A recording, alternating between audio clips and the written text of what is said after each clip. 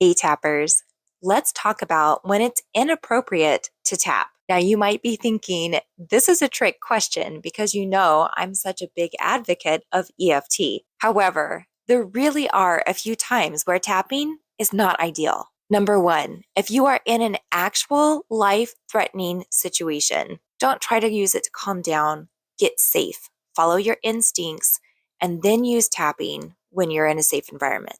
Number two, don't use tapping as a form of manipulation. If you're trying to get someone to change their mind about something, tap on you being frustrated that they won't change their mind. Don't try to tap on changing their mind. Number three, there is something in clinical EFT training that we learn, which is called oversaturation.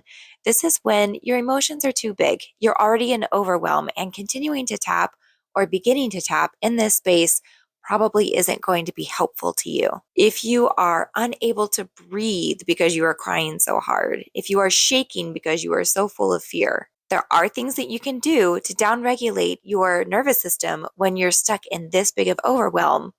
But tapping is probably not the first step. Number four, to please somebody else. Tapping at its very core has to be authentic. So tapping to try and become something that you're not, or to please someone in a way that isn't true to you, isn't going to work. Number five, attempting to lead an EFT session with another person without the proper training. Despite the fact that EFT is a very simple protocol to do, all of the nuances of how to actually help someone out of overwhelm are complex, which is why clinical EFT training takes about a year to complete. If you attempt to do these protocols without the proper training, it is possible for you to leave someone in a worse place than you found them.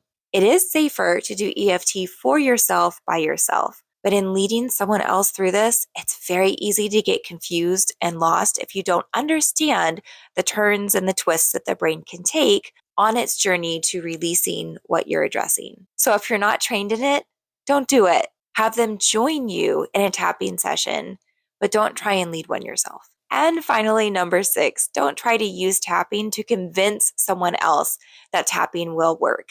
If they're tapping against their will, they might have a shift. It's possible, but that's not the intention behind EFT. It's empowerment. So if someone's not ready to listen or try, you've got to hold space for that and let them be where they are.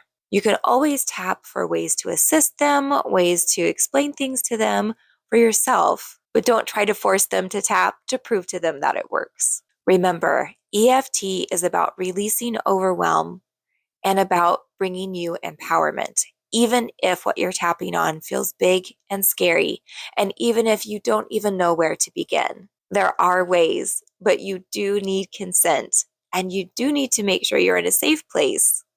And you do need to make sure that you know what you're doing. I hope these tips have helped you. I'll see you soon.